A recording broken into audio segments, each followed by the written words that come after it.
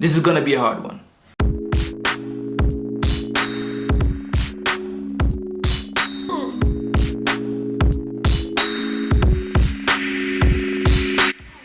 What's good people? It's your boy Deviate and we out here. Today we're gonna go do an album review. It's been a while since I did this. In fact, this is the second album review I've done. I've been doing mostly events, but we're just gonna continue as if we've been doing this the entire time. Today we're reviewing none other than a DJ, Namibian hip-hop legend.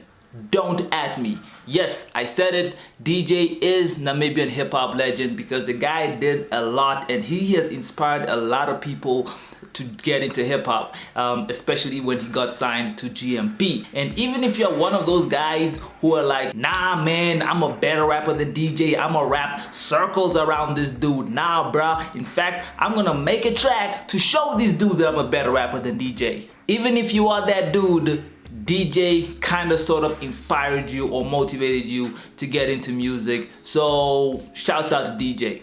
With that being said, we're gonna take DJ's title of hip-hop legend, put it on the shelf, and judge his album without that title in mind, because sometimes, you know, we don't want those things to influence our decisions. So let's get into it.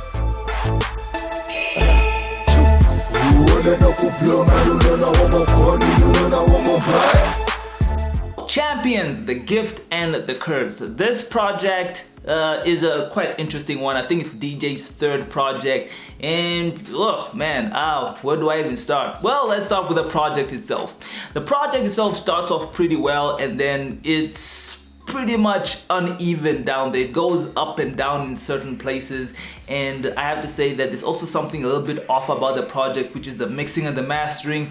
It feels like it's been mixed and mastered at different studios. In some tracks you can hear like the instrumental is louder, and then on other tracks the vocals are louder, and there's sometimes where it feels like they are fighting against each other, which is kind of like a little bit not pleasant to the ear. If you have like a trained ear for mixing and mastering, you can hear it. If you listen to a lot of international songs, you kind of like feel the difference in the quality. So that is stuff that I don't really like about the project. The project also kind of feels a little bit what's the word I'm looking for? Inauthentic. It's like it doesn't feel it's really real. There is one particular song where you feel like, yes, this is the song that is real, where you get the sense to see, you know, who DJ is. But a lot of the tracks is kind of like pretty much what you would expect from a hip-hop album, and it's just kind of like, yeah, it's that kind of stuff's a little bit played out. People are expecting it. People don't really like that kind of hip-hop anymore, but yeah, it just could have been better in that area. Another thing that is good and bad about the album is the features. There are a lot of features on this album. Like, it's pretty much like 90% of this project is features, and the features are good. Now, the bad side of it is that they are too good. These guys do the best parts on the songs that they are featured on, and that kind of makes DJ look bad in a sense, because it's your song and other people are doing the best parts, and this paints you in a bad way. Let me put it this way. It's okay for other people to be doing better than you on a song. It's also okay for them to have the most enjoyable parts of the song. It's a problem when it's your song and the worst parts or the unenjoyable parts of the song is when you're rapping. That paints you in a bad light, and sometimes it's better just to not have the feature on and that song being, you know, yours alone, so there's really nothing to compare to. So that is what I kind of like feel a lot when it comes to this project. The features are doing the most, and it just feels like DJ is just along for the ride. Now, when it comes to what DJ did on this project, the first thing is that his flow stays the same since his first project, Game Over. And for a rapper like DJ who's been in the industry for over 10 years, more growth is expected from him. Dude should have done so much more, and he didn't. So he has this flow that me and my friends like to call a Sesame Street flow, because it is very, very simple. That's the way that you rap when you start off. It was okay back then because he was starting off, but it's like 10 years later, the flow should have changed, it should have grown a little bit more, and it's kind of disappointing to see that he's still rapping the same way. Now we're gonna go into the songs that I liked and I did not like. First off, we're gonna start off with what I really did not like, and this is Siwelewele 2018. My goodness, that is a bad song. Like, it is horrible, and it's not because the song in itself is bad. I think first of all, the main instrument that they tried to replicate, it's not good in this day and age. They pretty much just feels like it was a copy and paste. They should have done more with it.